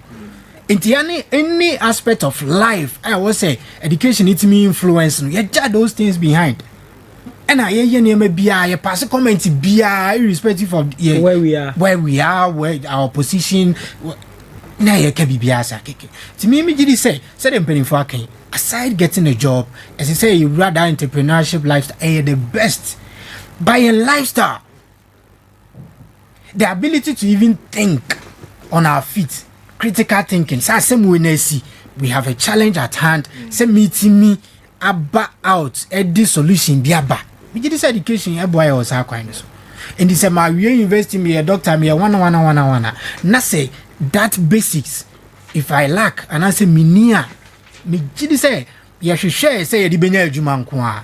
But then the purpose of education, and Casano, yen Timia Mano, anya the amber out. And it is about time, say, school na ye kono, titia yinyano. Aside social life, aside addition, aside position, bia abeda ho amekwa baba beji because it happens say when you mem. Send the degree and PhD na. Yes. Aside sign money nyina no. It's a set a culture en kakra bi. And I say a moody am I a fitting society na baby a obia no. We see some sort of sunshine be with our presence. So from what you are saying, it seems say lecturer my who says doctor prof he said doctor no prof na it me you should be a man so prof was saying international breacher international breachers so what say breacher I was say and I used to that's a need here or that's a new big man no big man I know obey you know I have boys no so I know so near you know oh so I say na doc am ye hu say education no in folds say between no one sa between no one being spiritual being added but yeah no ya fa one aspect one pay and ye jai ada it obon ma say be work school pan so na adwen like can be use the word that but me use this na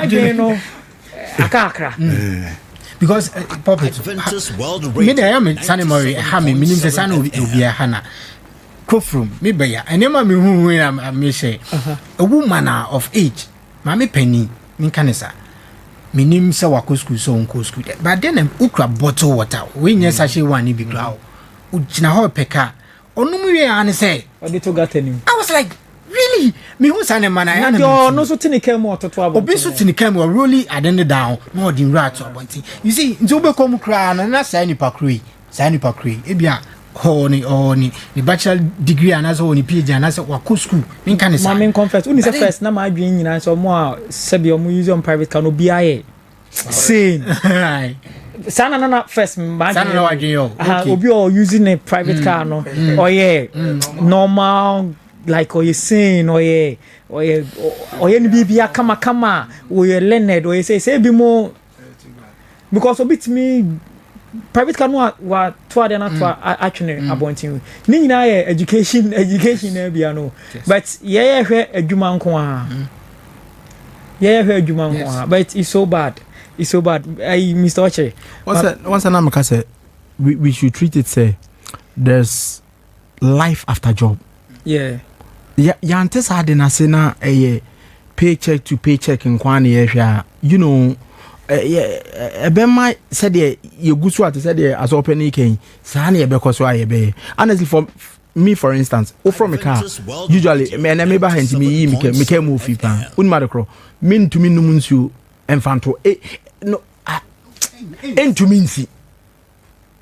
nsi I quite remember men and I recall confanoche enti na me na me kono meka so first no unlike before first no there be am soap me came more plastic spoon me came me go be next in from ka obi sam say hey ada oye health work and am say dem no say ohun obi a oyisuka o soap a tell odu baby o dey am say oh my am na come because of the education once me biology because of that education that I had and then no me rem fear eboa me and am say education is for yourself oh okay me time me into abroad what is obi a rush mu rush ne sapre me no bebom din me ntumi mpie enko abonte mra me woro me enye se masuo ba edusua me kosua den no ene mu se enye impact wo me so me ba me di ni refi am se obo empire the second thing say wo so wo hye onsa aka me ho eti education one tia se usua de ama wan kasa wo ho a okay ade no unim se boy how can you make impact in the society that's so true and nothing that make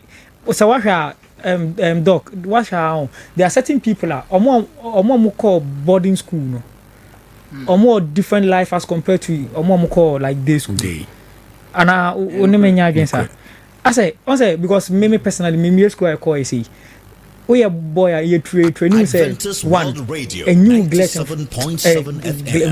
you new singlet and fan anti abontin because I miss school two areas be on ma obetim do singlet akọ but untimi fan call baby etimi ebesi ne me fie kra me ntimi nyi me top me emfa nante ho enye say bia mashada o aka me ho because your training say unim time a obi oba bi be eti your seniors no your call from one there utimi you atade na do me sia leo ne it has become part of me say everything say metime yi me top me glet na me no me nya sade no me fie mpokra o metime nya emfampi abonte but I can see people doing that my dream no abnormal like it's some way be mame say I said people feel comfortable doing that but it's some way be mame but ni nyina a form of education it already John Dewey John Dewey or say education is beyond preparing for life. It is life itself. Okay, beyond preparing for life. So education is this beyond preparing for life, but it is life itself. It is abrabo addition brabo. Oh, as I say addition transforming mpanimfoɔ sɛ ne mu antumi wa ɛtete ntoma saa na ɛsɛ sɛ education ɛyɛ wo nti ɛsɛ sɛ wo a woyɛ yɛ no sɛ ne senior kan no sɛ obi a ɔmo ɔmbɛhyɛ n'anim hɔnom ne yɛ no you would clearly know say person o define omo based on because of the omo ye nti say o say ebia senka baby te say Ken West no bra Ken West inside and now hwe na Porsche car bi just space no so be share wanim honoma you may be ana kwai on say na unity no yes enti the very moment obetna classroom ana say efie mpo ye be kire nti na efie ye didi ase ye didi ayen we say ano sa yenye se ye kire wo bibi on ye kire wo bibi nti ufiri hono mko a saa de na ya kire wo no eno ana ode bobra eno ana ode bobra eno ani abrabo eno ni abrabo no eno no ni abrabo no nti se o mesi certain steps ewo mu a obehwe ase honom na akofa saa delinquencies bebre yaba akofa problems bi te say me twen ye bie abano epostimia na me nso manya adwuma me yere owie nursing 2015 degree nursing 2015 unya adwuma 2019 Adventist World Radio 97.7 FM adenta I'm for be SDA junction. Okay. Me we university no Otumfo. Otumfo. Asmo catching was say mint na few. Mint na few. And then ya or ye juma Kumasi South Hospital. Okay. Na hayimpono okwa juma now assign the shirts now wa bag in the camera no the kwajuma because or say life is not all about so chama bosumi yeti oka no education itself should make you think outside that box no yes the input is as good as the output. That black box, no, it should refine you. Me lecture be or say you should make education pass through you, not you passing through the education. Obinsu subeka say yakani nyina young boy and so subeka say e no correct. Bibi any I have to start from somewhere. No correct. I fa na wo sha see free. Because they say no obi hia bibi a wo de be start. Say bia wo wife you force ye bia na kakra wo bedroom sika kakra wo nti mutini wa wa di ko to force ya bedroom wo kakra oh ayi your friends say you so kakra wo nti o me wa bia but yeah no where are we starting from? You know I want to say this. Okay. Say we go through the doctor akan the asopeni akan the akeke nyina unya bibi no start bibi o. Okay. Honestly, you don't need anything to start anything. Say we go through the education system ni properly. One kasa no you've equipped yourself one kasa. The unya and the na what they be. You know the question has always been say there na me here. Have you thought of say there na wo no ube to me there babe. For instance, me ko UK no. I realize from me motam do matter church. I realize enkofo bebre say sit down Ghana no. Enkofo di omusika. That's why I started this construction firm. And yes, bia makok do my construction adwuma wa abroche kakra de. But the point is me transfer say abroche for no war problem say obi adi misika, obi afa misika. Me ne mo na wokruma. Okay, and me sacrifice every year. Me ba betra Ghana 6 months. Oh, then be me ba be am because me sa back. It is a scan question. Say me sa back. You know, one kasa no busa won say e dey na person we hear the boa problem na wo ho. But they always here. Say na the question you cause a capital or the best at BB. You don't need any, you need your mindset. Also, your mindset should be right. So okay, AWR kra no. And me ba me din so be ba na ma ba beton amomo because mu ye program mu ntumi nsi fom. Dear na one kasa opesa wo ye de boa before say obi betuma ye den aye bibi de aboa kakra mpese meka no mama ma oda sani wansa na maba ayi ho no oda sani ma minti o where are we to start? Yes, starts with or from self. One kasa. okay, Said the brain maka. One kasa.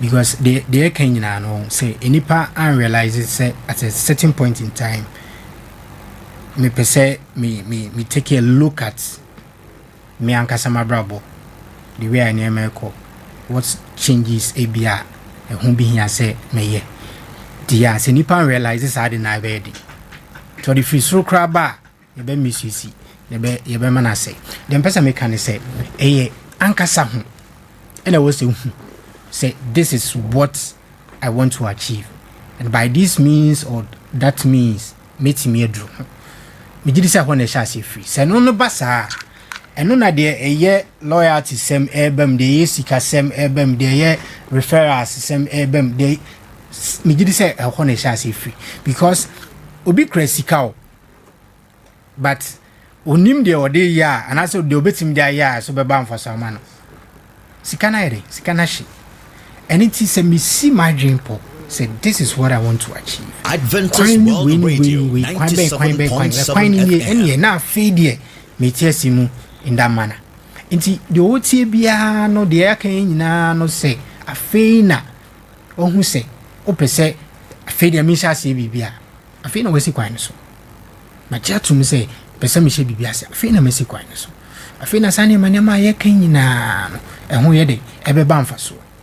Because imagine say the dog can nurse near our school. But jatum so but Otumfo so kwan ho. Minim say na kwan ho say obi kwan ho. E mood ye mood do oh ye mood do say na benya sa ho brase no. okay. Ye benya sa ho brase no say ye tena kwan ho kra na na colleague bi betwam no we vi o say bedwen sa ho. Na obi hu me na but yan you if you say at the end of the day the show bottom na your dia that's it the show bottom is that some ma ka ha the show bottom na your dia into onua wo wie university onua wo wie what I will change say you want to get a job said the can you open say unya job or first class your friend is say corporation be man I say entity be no you can rethink society no community baby there is a peculiar challenge or problem bia ye here obi amana solve Adventist World and by Radio, solving that challenge or problem who critique kwan say obede obitima fa so Anyeska mame enti you ya fa jumadi no gbe ya no okay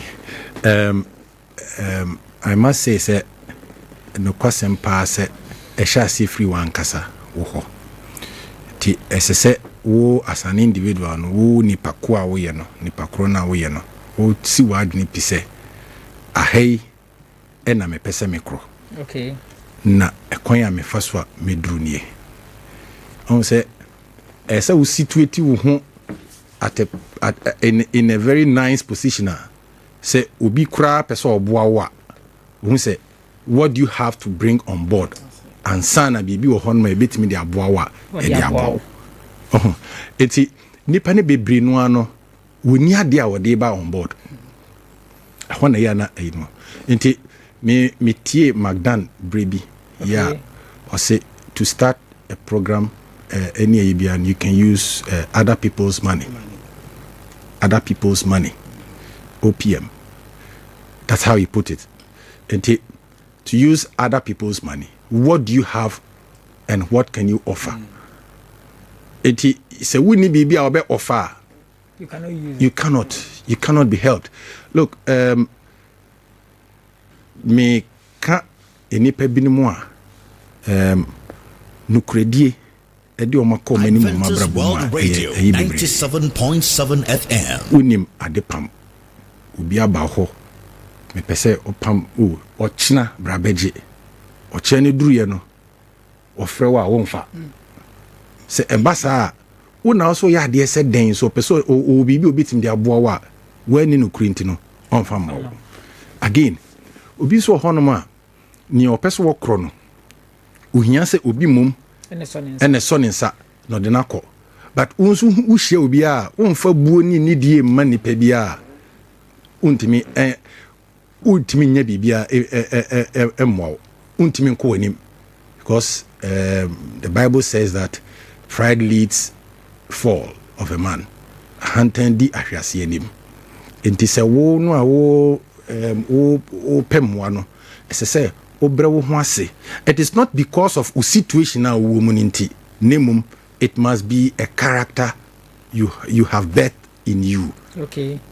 Na aboa wo wanim kro mpese meka no medase medama boja fo ni nyina ase mo wo futu bi ade be ma ima wo futu bi a be 30 seconds bi the mpese meka no say awofo no yemwa yemma no na ade a akra no obetumi aye no se enye office work de ye bia no yemwa akra no na ontumi nye na onye ne ye na aboa akra ne daache oda se ni maminti o bro maminti o me da se me gidi se sorry nkoma ye di nyina no ye twen adwensi enema bebre so as far as education is concerned.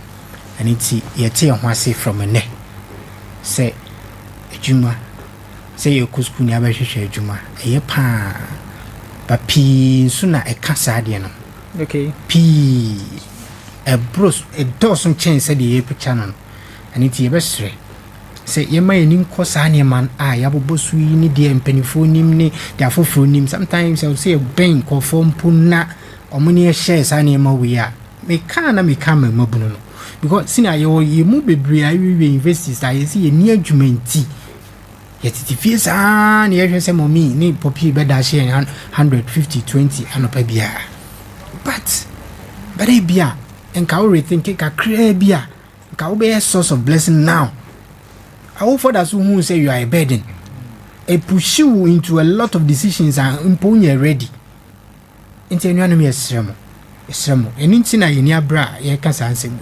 Some of us are talking from experience because they in the FM.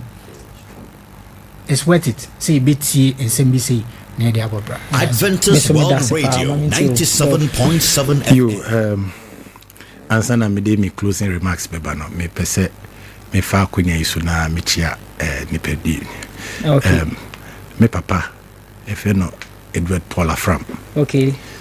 Oti daban na oye ardent listener of AWR ni radio ni wenyi free hanum ni see program otiepa ejafra michiao ewie michia meyere okay Dokas uswansa wati nebe ma kwayo ma kwanya no michia masi Mama Joyce okay michia mako SD asafofo ene osofo ne asori mpenifo ne asafoma ena baby a me adwuma Professor Gabriel Jomo okay. VC michiana pa ena me head of department Professor Michael Fosu Ofori ono so michiano ati we nyina wasi ye be kadia ma senior also so chiaire ne time na so mama kwan we the master maji so be say michia me ma me medical bond amana kwa ba bio to Ghana and I michia my wife I think say or send a message via Facebook personal mono akwa michia pa na michia busu ni nyina me dase oda send dem no wana wan dem ai meda obibiase o ma munya bread tina se tie ya free no me sampa mu besi no mu pay me 5:30 abo studio time the time no aso anesa Tuesday bia yetina se ebena de bia free no me sampa mu kosi no mu pay me sure say dey ya lecture yebesa nya no bi must say mo program media top notch me radio hayane eno so da me manketwa so motimo sound na omotunyu ni bi di achiro especially the Arise Ghana Youth now you know ketwa pa like okay. I said I feel no be 3 years but she's able to recite nyom no and omotwa ya na menyaje. It is because of I am intentionally doing this say omubenya that feel and then openo the programs we see utia. You don't bother your heads about politics and then the likes. That's yes, you that's a pass the be out here. That's a pa. Me to me sa friend so me friend na no ye na nso ba be boy. Me that's me to me sa friend so aba. You ma me that's it. We say ncho u dwane anu aka e. Ai u dwane anu aka e. Be do bibia ase. Omo ma jebre etena se editi ye be do bibia ase. Semanti enka bi ma na kyese yakra mo nyankopon ya adoma da se nenso so ye besan betena se na ese ye de adwuma no eso so e de ahyehye so e de amamo sene ya de bia ye na entino Adventist World Radio yes, 97.7 FM. na ese yakra mo bye bye.